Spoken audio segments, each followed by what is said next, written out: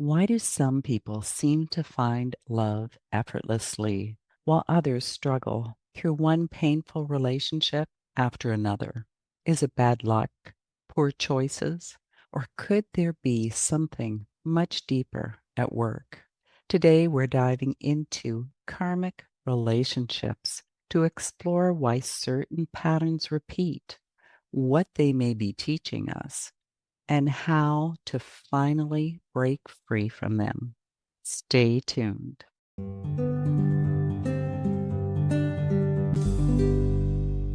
Hi, this is Linda Lang from ThoughtChange.com. We are exploring the mystical side of life. Once again this week, I have past life hypnotherapist and psychic healer, Karen Kubicko, with me. Welcome, Karen.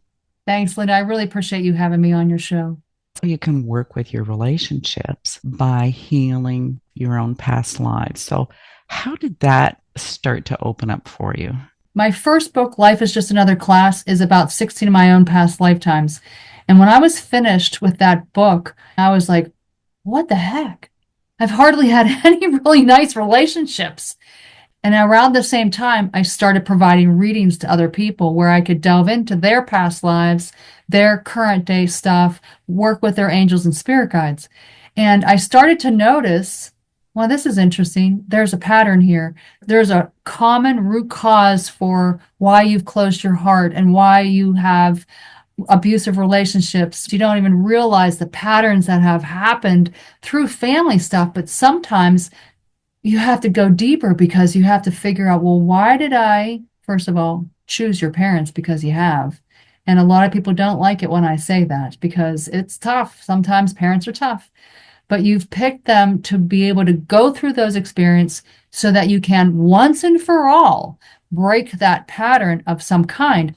When I started to go through and help someone to understand why they're in a particular relationship, why that person keeps coming back in their life, even though they're detrimental, then we can go back to the root cause. And I tell people to think about it like this. If all your lifetimes are lined up, and this is the root cause that happened many lifetimes ago, you have to pull it out by the root like a weed to get to the bottom of it. And so I try to tune into as best I can or take them into a past life regression to find that root cause so that they can clear it out, do the forgiveness work, and to release that subconscious flow of energy that's still holding them back in some kind of way. There's usually a big aha moment happening for them. And the moment that they get it, that change occurs. So, those ruts can be pretty deep if there's several lifetimes. It compounds. Can you share a little bit about how you got down this track of exploring past lives? When my second child was in the midst of being born, we both almost died. We both had a near death experience. And not long after that experience, I saw her being held by my passed over grandfather. And so I did something I had never done before. I went to see a psychic, and they said to me that she had a really strong third eye, and that if I didn't help her understand that, it wouldn't be good. Like, I don't even know what a third eye is. I grew up Catholic. I didn't have any of that background knowledge on metaphysics at all. And so I started delving in and I found a book on children's past lives. And I couldn't put the book down. And I just was, I never looked back. I studied under Brian Weiss and I did all kinds of training and things to be where I'm at to help others understand that they too can heal from past life regression. You see your whole soul experience and it helps. Do you think everyone who has challenging relationships or abusive relationships have the roots in past life? I have seen so much like that, Linda. I would suspect that it's not always 100% of the time, but I've helped so many people try to find their root cause for their relationship, whatever. Um, you have to go back to the thought process of you're not just having this human experience at this moment, and that you're the sum total of all your lifetimes coming forward into this current life. And if you have some, I hate to call it karma, to be honest, but it's almost like something that you haven't learned to stand up for yourself, to communicate. Those are two big ones that come through. To open your heart up again. That's when people close their hearts in a past life. I noticed in one example that I have written about in the Making True Love book, someone closed their heart in an early lifetime long ago. And then because they never wanted to feel that pain and suffering again, emotionally, because the person they cared about so deeply and loved and respected each other so deeply passed in some traumatic type of way, they swore on a kind of a soul level or made a vow or commitment, I'm never going to open my heart to that again. I never want to go through that experience of pain like that emotionally. And so then in future lifetimes, they had abusive relationships or they've had no relationships because they're like, well, if that person dies, I'm not going to feel any kind of like sadness or grief and it won't hurt as bad. And when you come to that recognition, you're like, what? Wait a second. That's why I did all this. It almost seems ridiculous. But on a soul level, you're protecting yourself. And because you have no awareness that that even occurred and is connected to why you are the way you are in this current life, it's almost like a game changer because you're more aware of why you're choosing that. So interesting, really, because some people seem to have no issues in love at all. And then there are other people that just can't either find someone or they attract abuse after abuse after abuse. How can they break that pattern? Either one of those. It's hard. I mean, the abuse pattern itself, it's tough because first of all, you have to recognize you're in the pattern and that I hate to say that you're kind of in charge of that in a sense, but it's someone else can only love you as much as you love you. And I noticed that there is an abuse love pattern that tends to happen where it's it's a random reward addiction situation where you're abused, and then you randomly get love, and then you forget about the abuse, and then you go back into the abuse, and then you randomly get loved, or they show some kind of kindness to you, and you forget about the abuse because maybe you grew up in this current life where you were abused by a parent and then shown that you were cared about or loved, or you expected that love to be like that. My spirit guides brought to my attention it's no different than someone in an abusive relationship expecting to receive that random little influx of I care about you or I love you because that's what they're used to and that's what they're expecting. I hate to say it's kind of like an addiction. You're not aware of it when you're in it, you know, but it's that randomly being rewarded, forgetting about all of the past stuff that they've done to you. That person doesn't realize they're in an abusive relationship, but everyone around them Oh, yeah. will. For sure. Or mention it to them and they're like, no, no, it's fine. No, I'm good. And they totally um, maybe rationalize it away because they want to, they're desperate for that love and affection. How does exploring past lives actually help shift that in the mind so they can change their life experience? There's two ways that it can be addressed. And sometimes when I'm helping somebody remember a past life or even providing them a reading about what it is that their root cause is, their spirit guides honestly are always in charge of the experience. That's 100%. But normally what happens is that sometimes they go directly to the root cause and are shown it, and you get that I can do forgiveness work and forgive every aspect involved with that, just to understand why you're here at this moment, because you get that higher dimensional perspective. And so you're clearing out that and forgiving that trauma, first of all.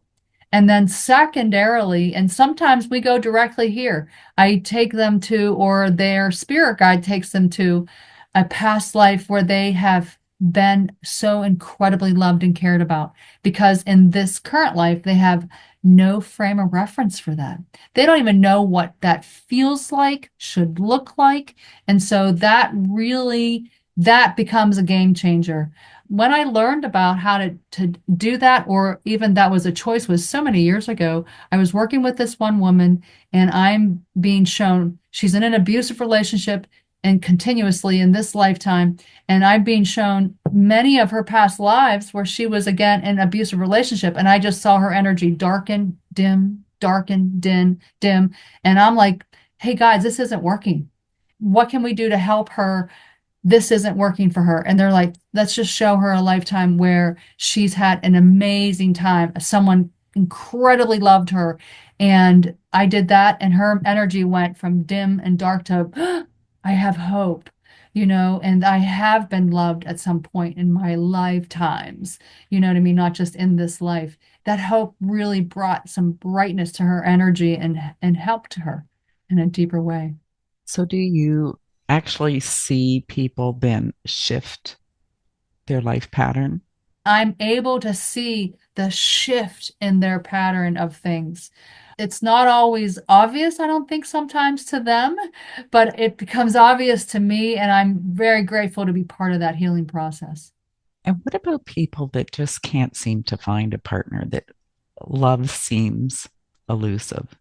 Yeah, that's tough because, I don't know that we're expected on some level to always have a partner, Linda. And it might be because maybe they deter you from doing what your life passion is. So that's also part of it, I think. I think also it can be the learning experience of having a solo life and being fully responsible for your life and choices, which we really are, anyways. But when there's no one there to lean upon, it's more obvious. Well, you have to learn how to love yourself first and to be happy spending time with yourself, no matter what you're choosing to do. Because if you can't find that, how can you share that with someone else? So often I find and have met people who have been like a chameleon. Poof, what do you need? I'll change into this aspect or this way so that I can be what you want me to be. And they lose themselves in that.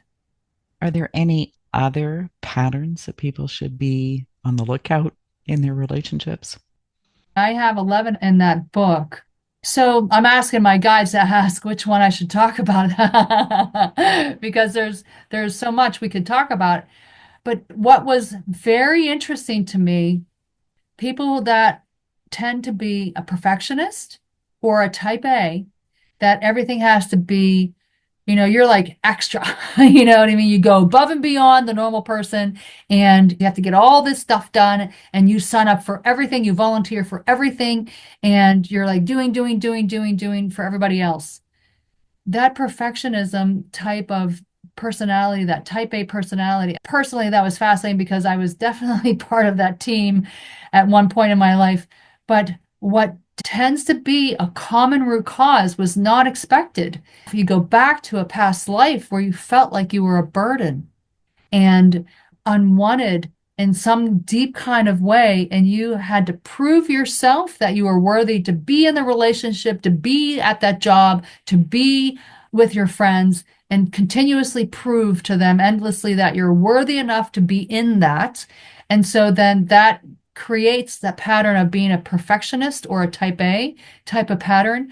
But really, when you start to see that, oh, I'm just trying to prove myself, they're going to pay me at my job no matter what I do. My friends love and accept me. I don't know why I feel like I have to do all this extra stuff for them. Why do I do that? Or, gosh, in the same note, you're forgetting to take care of yourself and to do things for you, which is so common, especially for women. We're kind of brainwashed, taught that even in some of the old TV shows from whenever I was younger. It's ridiculous. Like, oh, forget about me. Let me take care of you. You know what I mean? And it's definitely eye-opening when you start to see that deep connection and that you're not a burden. You are wanted and loved in that relationship in whether it's work, family, or friendship. And you don't have to be that extra. They're going to care about you no matter what. So you brought up a really good point that it doesn't have to be a romantic relationship. It could be parents, siblings. Bosses, correct, all that. So people should look for repetitive patterns in any relationship, really. True. I know from my own experience, I went from being in a narcissistic type of relationship and then recognized that where I was working, my boss was also gaslighting me and everything. And I was like, am I trying to learn here? You know, because it was not obvious. I didn't even know what that word meant at one point, you know? And so when you start to delve in and do the inner work, Linda, you recognize how much more you truly are as this beautiful spiritual being. And you're truly on a mission, in a sense, to learn how to overcome this type of thing because who we really are in a spiritual sense, we don't have to go through all this trauma and drama. I've heard that very same comment. What am I trying to learn through these really challenging experiences? So many times because it's not always obvious when you're in the middle of it. It is not. It is not. Part of the inspiration for me to write Making True Love is chapter 18. If you even think for 1 second that maybe you're in a bad situation in a relationship, I have every bit of that chapter free on my website at karenkubicko.com. And you can read through some of that stuff. And I included it in that book because I stayed at a women's shelter. It's not something I often talk about. I mention it briefly in that book. I've dedicated it to that particular shelter, that book. And I mean, when I was in the middle of going through that experience, I did not understand why. I gave up my faith at that time, true fact, and thought there couldn't be a God. Why would I have gone through all this type of thing? And, I got to the point much, much later, 20 years later after that, where I started to recognize, okay, so if I had not gone through that experience, then I would not have been able to talk to so many other women who've gone through similar situations where they were also in a detrimental relationship. I wouldn't have had that perspective. I can explain and help others learn how to overcome it, release it, forgive it, which is no easy task, and to move on with your life and find that happy space within no matter what. And aside from the healing potential, it's incredibly fun to explore back there. It can be for sure.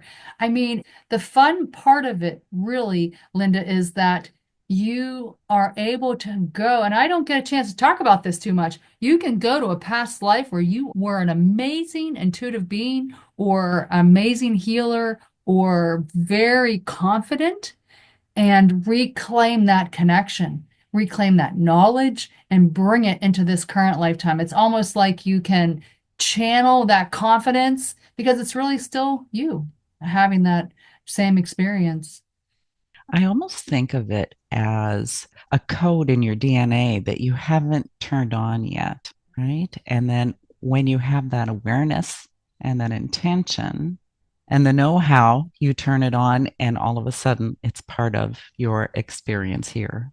The way that they show it to me sometimes is that we have chakras that are above our crown that connect into this higher dimensional aspect of us here on this earth plane.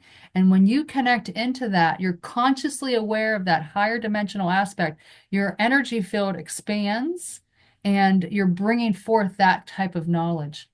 And I think you can do that actually with, let's say, negative patterns, is what I'll call them, or difficult challenges. I think you can turn that on in your DNA as well. And that often will come here with that written into our life plan because we want to heal it. We do. And there's so much to healing too. It's healing stuff from this life. You might be healing stuff that's been passed along ancestrally through DNA and that type of connection. It's just so much. We're this beautiful being. We have to remember it. That's all. Yeah, it's time. It's time. And so, how did you go back through your past experiences? When I first started, I was listening to a self-hypnosis guided meditation, and it literally took me 30 days of trying. And sometimes I'd fall asleep and I'd be like, darn it. And I'd push the button again and listen to it again. I was very, I guess, persistent. Resistant and persistent. Yeah, I didn't give up. And I finally, on the 30th try, I remembered a snippet of one past lifetime. First of all, I was a male, and I was like, wait, I'm a guy. you know, and I had asthma at the time, and my intent was to remember a lifetime to help me uncover and release that connection to having asthma in this life. And the lifetime that came up for me was the lifetime that helped me heal. It took 5 years of remembering bits and pieces to understand the whole process before I got to that spot. But I was coughing out loud in the memory like it was actually happening. I was trying to blow pitifully. I couldn't on this fire that I didn't know how to create, and there's sweat dripping down my face through a beard. It was helpful. I felt better. So I kept continuing to listen to the self hypnosis. I found someone locally that did past life regression work. And then I convinced my girlfriend, who's an RN, to read through a script. And so every week or so, she'd come over while the kids were in school and we'd play around with it. And I am indebted to her, honestly. Fabulous experience to have that opportunity to do that.